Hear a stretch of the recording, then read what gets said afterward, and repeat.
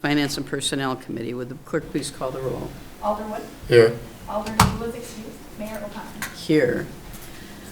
Let's see. First item is approval of minutes from the November 6, 2023 meeting. Is there a motion? Move to approve. I will second. Do you have any corrections or additions? I do not. Hearing none, all in favor say aye. Aye. I will also vote aye. Minutes are approved. We have no appearances that I know of. No unfinished business. First item under new business, item 6A, consideration of resolution 23-11-2654, authoring the issuance and sale of $6.7 million in taxable general obligation refunding bonds, Series 2023B. Is there a motion to approve this? I move to approve. I will second. Mark, do you want to do a little intro and then? Where would you like me, Mark? One of the microphones. Up here is better, yeah. So basically just what this is a TIF 5 refinancing. Everybody knows TIF, I don't know if people know, TIF 5 is Garden Circle Heritage property. Just for the cash flow reasons, we needed to refinance this, and so this, we had Jeff to go back out to the market. So I'll let you follow that, but this is basically refinance of a TIF 5 loan. Perfectly said, Mark. Thank you very much. Appreciate the opportunity to be here. Always a pleasure to see you. As Mark said, this is a cash flow kind of item, and boy, going back, I don't know if it was 2008, whenever we started Garden Circle, Mark and I looked at the cash flow performance and said, okay, we can do this, it's going to be tight. A little bit of history, I think, as you almost certainly, Doug, you were here, and came back a little pricier than we had thought, but RDA was insistent and encouraging us to go ahead. At that time, Mark and I looked at each other, I remember, and saying, okay, but the last number of years we're going to be a little iffy at this particular point in terms of cash flowing. Wonderful to be able to sit here tonight and say, it looks like we're going to be just absolutely fine on that Garden Circle. It's going to cash flow, pay itself out, and certainly, I can't tell you enough, but it was a great project, and it was certainly, I think, well undertaken. So with that, it's taxable. We're restructuring it so that, as Mark said, we will have tax increment to pay for the principal and interest payments over the remaining life of the debt. I wish I could tell you that the taxable market is as good as it was last time we were into it, but none of the markets are. The flip side of that, of course, is, I think Mark's probably shared with you, is that our reinvestment side of our funds doing quite well. I mean, you should be well into the 5.5%. There were a lot of years where we were at 0.5. So, yeah, from that standpoint, having just gone through your budget, I'm sure that you took a look at what your anticipated interest earnings are. And that's a big plus for the citizens in the community. That's money basically that is unencumbered by IRS regs and certainly can be used for the most difficult side of your budget, which of course is the operational side of the budget. So that's good news. I did pass out a single sheet, pricing sheet. We had anticipated we should be close to $6.7 million. We're actually at $6,720,000. We needed almost an additional to pay for legal opinions and things like that, those particular fees. But all in all, we were pretty close in terms of what we had anticipated. What I should have started out with is congratulations on your incredible AA+ stable rating that this city has garnered over the years. And again, not to cover too much old ground, but when I started way back when in 2003, we were an A with a threat by Moody's to be downgraded.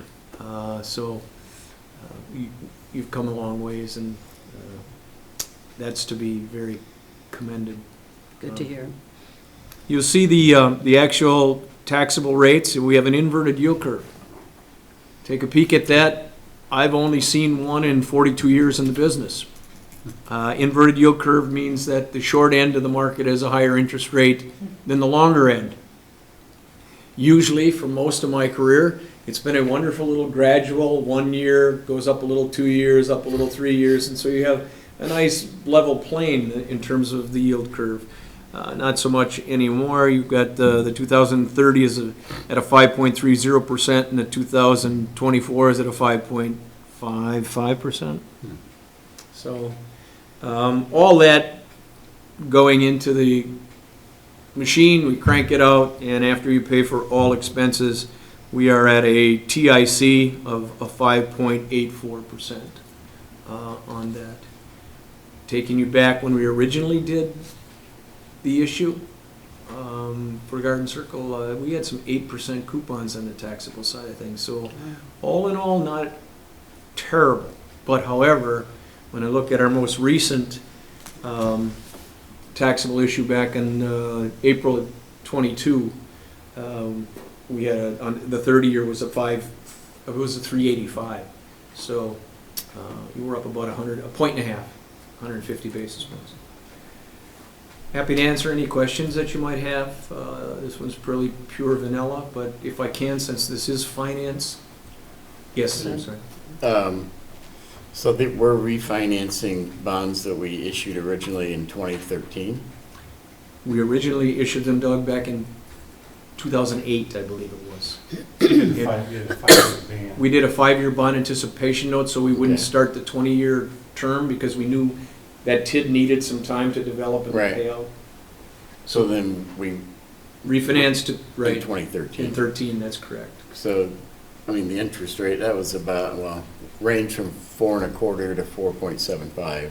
I have it right in front of me. Perfect, thank you, Doug, appreciate that. So we're going to be paying more in interest. I assume we're doing this though because we need the 2 extra years? Is that the idea? We need the extra years because the maturities that we had outstanding, when we put it in place in 13, we targeted what our cash flows were from the TID at that particular time. So it forced us, Doug, to we actually had $1.3 million in principal payments over the last 5 years of that. We're generating about $985,000 a year now, so we Wow. couldn't possibly pay 1.3 plus interest. Right. Mark and I knew we were going to have to restructure this in this year. So this isn't anything that wasn't No, no. anticipated. Well, Right. the big issue came down to, we thought maybe we didn't have to, if the bowling alley would have took off, because that was the thing they were anticipating when they set up the TIF, because that whole area was included in the TIF.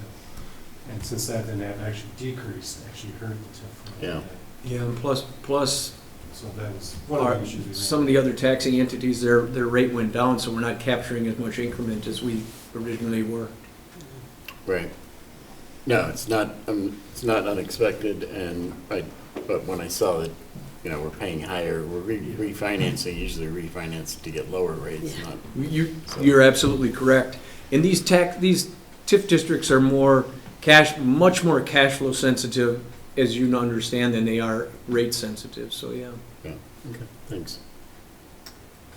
I don't have anything. Does anyone else have anything to add, Mark? Or? No. Nope.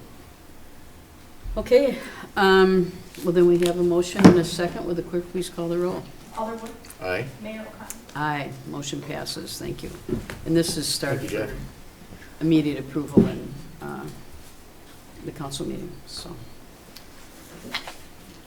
Okay, next item, consideration of resolution 23-11-2652, approval of participation in a Wisconsin Bureau of Transportation safety grant titled 2024 Capital Area OWI Task Force.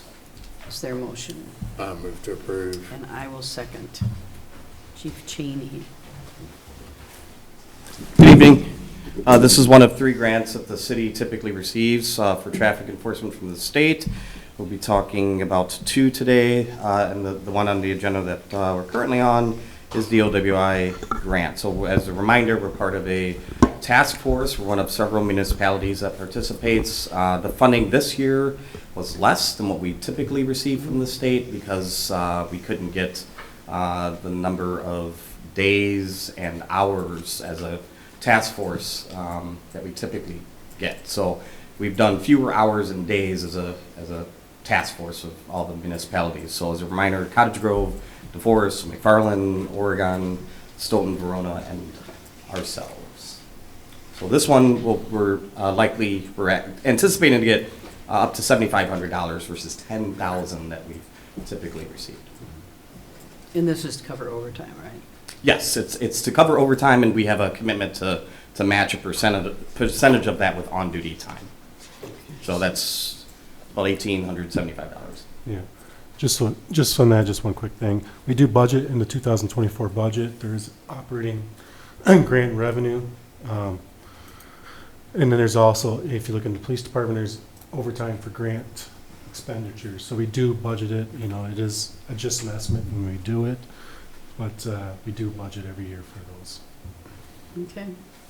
I had one Doug? question, comment, really. I noticed in the second whereas clause, it says that alcohol was a contributing factor in 5.3% of all vehicle crashes, but it was a factor in 28.5% of all fatal vehicle crashes, which is a really interesting that the ones that are really bad tend to have, well, there's a quarter of them that have alcohol involved. Right. And then think in terms of, thank you for highlighting that, but think in terms of drug driving as well. Sure. That's actually the homicide I have under my belt as chief was a vehicular homicide as a result of a drug involved OWI. Yeah. So that occurred in the Beltline in 2021. Okay. I don't have anything. No. I guess we don't have to have a roll call for this, do we? I don't think. All in favor, say aye. Aye. Aye, motion passes. Next item is also the chief's consideration of Resolution 23-11-2653, approval of participation in the Wisconsin Bureau of Transportation Safety Grant titled 2024 Dane Suburban Seatbelt Task Force. Is there a motion to approve this? Move to approve. And I will second. Thank you. This is $10,000, so this one didn't go down. We actually went a little over budget last year as a task force, as a group of $800, so that we had a lot of agencies that participated in the seatbelt grant. And this is a 25% sort of cost sharing that roughly comes to $2,500 that we would have to commit to on-duty time plus you. So this is for seatbelts. Now, I would say, as I said previously when I started here, I did meet with the state because I still have the strong belief that seatbelts do save lives, and it's important for us to be out there doing some education and enforcement. However, I want our officers to focus on the hazardous driving and address some of these seatbelt violations as secondary in nature. Now, they lawfully can stop somebody for not wearing a seatbelt for the sole cause of not wearing a seatbelt, but I'm encouraging our officers to focus on the hazardous driving, such as the speeding, the reckless driving, et cetera, that is likely to cause that crash. Which is good, because I know there's been some concerns in the past as well about it, so. Do you have any questions, Doug? Well, again, I just was looking at the whereas clause, and here it's almost 44% of the people killed were not wearing a seatbelt. Amazing. So I understand why you would direct it to that behavior, the hazardous driving kind of behavior, but that's an eye-popping number. And that's just, wow, where's seatbelt? Certainly. The state's pushing that, the national government obviously is pushing that, and I'm not saying that isn't important. It certainly is important. Right, yeah. What is leading up to those deaths of those who are not wearing the seatbelts is likely what we've seen is the part of the hazardous driving. So Right. that's why I also Yeah. emphasize that. Okay, we have a motion and a second. All in favor, say aye. Aye. Aye, motion passes. Thank you. Thank you. Next, item D, convene in closed session under Wisconsin statute section 19.85, paren 1, paren E, deliberating or negotiating the purchasing of public properties, the investing of public funds, or conducting other specified public business whenever competitive or bargaining reasons require a closed session. This relates to firefighters local 311 and Wisconsin Professional Police Association bargaining. Is there a motion to go into closed session? So moved. I will second. Will the clerk please call the roll? Alderwood, Aye. Mayor O'Connor. Aye. We are in closed session. Huh? Rowdy group coming in. Okay, well, given all that, do you want to do the bills? I don't have much for that. Pardon? I don't have much. Hey, guys, Guys, we're still, hey, folks, everyone, we're still in session. Okay. Okay, next item then is the bills. We'll postpone financial report till the next time. Mark? Yeah, I mean, everything basically here is continuous service. Last time, nothing really jumps out. After this, I don't know if you have any questions. Probably on page 3081, just want to kind of hit that. Letter 3, it's $12,000 for repairs. That's a bigger one.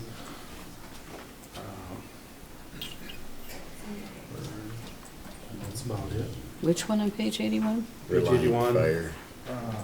Oh, okay, Fire apparatus. okay. Is that damage or a breakdown? It was a combination of both, damage, and so we're filing for insurance claim, and part of it was, some of it was maintenance too, so it's a combination of both. Or? Okay. Anything else? No. Okay, is there a motion to accept the bills? I move to accept the bills. I will second that. All in favor, say aye. Aye. Aye. Motion passes. Is there a motion to adjourn? Move to adjourn. I will second. All in favor, say aye. Aye. Aye. We are adjourned. Thank you. Okay.